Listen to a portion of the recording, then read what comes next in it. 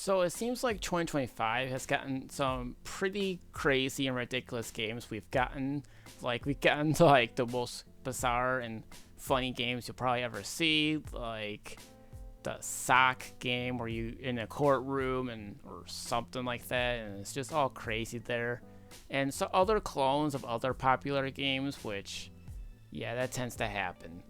But instead of talking about some of those clone-like games or whatever, I think there'll be games out here that you'll probably enjoy playing that you probably didn't even know that probably exist. Either people don't talk about it, or the fact you guys didn't know about these games will yet get pretty positive reception. Some of these are PC exclusives, but also some of these games got ported over to consoles, believe it or not. So let's just take a look at these games. So, what happens when you combine both Vampire Survivors and Tony Hawk Pro Skater? Well, you get Motor Doom, which came out on Steam and also on Switch and PlayStation systems, as far as I can tell. I don't know if there was an Xbox version, but as far as I know, it's on both PlayStation and Nintendo systems that you guys can play. And this doesn't have much tracks, but it should be enough for you guys to do whatever you want. So what do? Well, complete objectives, kind of like how Tony Hawk Pro Skater games are usually about, while also trying to level yourself up. How you do it? Well, if you keep doing a bunch of tricks, shooting down enemies and collecting some orbs from them, you'll be able to get some skills, level up, and get some more perks for yourself to basically defend yourself. Or you can increase the game's challenge if you do so yourself. I mean, it's mostly easy, but certain objectives are not easy to find, I would say. So what does this have? Well, there is a tutorial that you guys can play, but just like the regular Tony Hawk games, they got just spelling in order to like spell the word skate, but instead, it's motor. The other one is combo letters. Well, it spells combos, which basically was part of Tony Hawk Pro Skater 4 before other games popularized it. It's kind of strange how that went missing in the Tony Hawk Pro Skater 4 remake. I always thought it was bizarre. But you do get a couple of levels here and there, shoot down enemies, and once the time runs out, you fight a boss, and then you beat it. But you need to complete most objectives in order to unlock different levels of the game itself. You do also get PS1-like graphics, along with some music that pretty much sounds like the late 90s or whatever sort of thrash metal they put in there, which is pretty cool to hear in this one. But again, there's lots to do with a good amount of time, and you should be all set with this one. Now I know it came out in 2024, but it didn't receive a console release until the year of 2025, so that's why it makes the list. So, did you guys know there was a remastered version of Biomenace? Yes, that's right, a remastered version of Biomenace. Yeah, the original is free and all, but this one adds in a lot of new features. Now, you guys may remember that I've made a video about Duke Nukem 1 and 2 Remaster. Well, Lethal Guitar is back at it again with a remastered version of Biomenace. This version has some life quality improvements, like no longer having a life system, and a couple of other features that were pretty much fixed from the original, as some people like to say, including like a health bar and whatever. I never really played much of the original or nothing, but I have heard some good things about the game. This game also has controller support, and it's only available on PC on both GOG and Steam.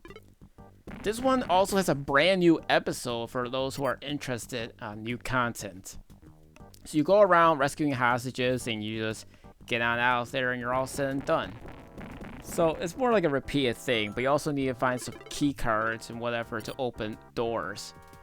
But it's a 2D platform shooter game. If you guys have already given the original DOS version a try, then by all means you could try this one, which also features some of the same features like the Duke Nukem 1 and 2 remaster. Like, for example, you can swap or mix and match the graphics, and this one also has the inclusion of music. But if you don't want to play the game with music or have smoother frame rate, then you guys can also do that. in the in-game settings. So, what if Resident Evil was a dungeon crawling title? Yes, you heard that right. House of Necrosis is definitely the one that's right here. But you guys can play the game with a keyboard or eventually a controller. But for some weird reason, you use the D-pad in order to move. But I think there was a way that you can basically change the game settings for that. You have to come up with your strategy, but also try to level up the way you best can do. Oh, and by the way, I should mention the game is roguelite, so this game is not going to be for everybody. So yeah. You have to try to find some good items for you to use, come up with a strategy, and kill all those zombies and monsters. They do give you a tutorial, and then once you fail the tutorial, they place you into the game, and then, well, you play the real game, and then you're good, and whatever. This game is not your friend, and that's basically going to be the idea behind this. This game is dirt cheap, but as far as I know, it's only available on PC. Okay, so here's an interesting one for you guys. The Lacerator. This one allows you guys to play in either the fixed camera angle, or you guys can also play in a modern camera angle. It's up to you. Controller works and all of that. But here's an interesting thing about Lacerator. Now, this is going to be one that's worth replaying, and let me tell you why. So, this game has a lot of traps, and what does this have to do with what I'm talking about? Well, whenever you fall for a trap, you lose an arm or a leg or something.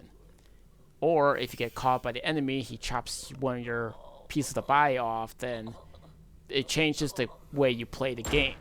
And no, healing is not going to help you in terms of like getting your body pieces back. But you can replace them with other parts. However, the reason I say this is that this game has multiple endings, and the way it goes is that whenever you lose a piece of your body, it changes the way the gameplay is presented. Sometimes you're just crawling, sometimes you lose an arm, and you have to try to like get out of there. You have to solve puzzles. But yeah, this game has a lot of replay value. I have not beaten this game, which is why I did not make a separate video about this, but it is something that's worth checking out. I think this came out around the same time as the last game I just told you.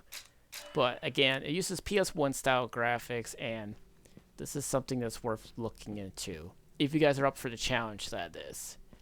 But yeah, don't trust everything in this game. That's the biggest tip that I got for you. Who would have thought a gambling-like game it would be addicting? Clover Pit. It's available on PC, and I heard it's also on Xbox, and it's teasing DLC. This one is it's not just a gambling game, you see. It's a roguelike gambling game. Here's the goal. You have to meet the quota by winning the game. Get the right charms, have them be activated somehow in some way, come up with some sort of like strategy as to which charms you need to keep in order for you to keep on playing and getting more money. Now, mostly your objective is to try to get the jackpots. The reason I say this is because you get more money. There's also a phone that rings, which will give you more buffs or debuffs, depending on whichever one they select. It's up to 3, but there's a charm which gives you 4. But again, this is giving you a lot of time to play. You can speed up the game if you really want to in the in-game setting if it's, well, too slow for you, I guess. But again, you can use the tickets to get some stuff that's for your luck charms and that, which you're gonna need to do that. Because if you don't, then it's game over for you, and you're just gonna die and start over. So yeah, there's also these memory card things where it changes the game's rules, and yeah, you can basically keep playing this over and over and over again. That's how addicting this is. Oh, great. We got a cheaper one. This is called Brazilian Drug Dealer 3 with a big giant text of words that you guys will probably not understand. This is more of a joke game, as I can just say, but it's fun. And it's pretty much Quake. Yes, it's Quake, but in Brazil, as most people are going to describe it to you. It has multiplayer, it's got horde mode, lots of co-op options for you guys to play. and single player, of course, with loud music and just pure questioning as to why was this game even made. Oh, and for fun sakes, they're making a sequel of Brazilian Drug Dealer 4, the before something. I guess it's a prequel, sequel, probably a prequel, who knows.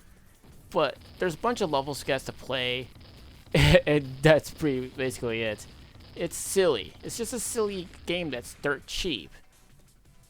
And I'll just give it down to you guys. If you guys play Quake, you know what you're up against.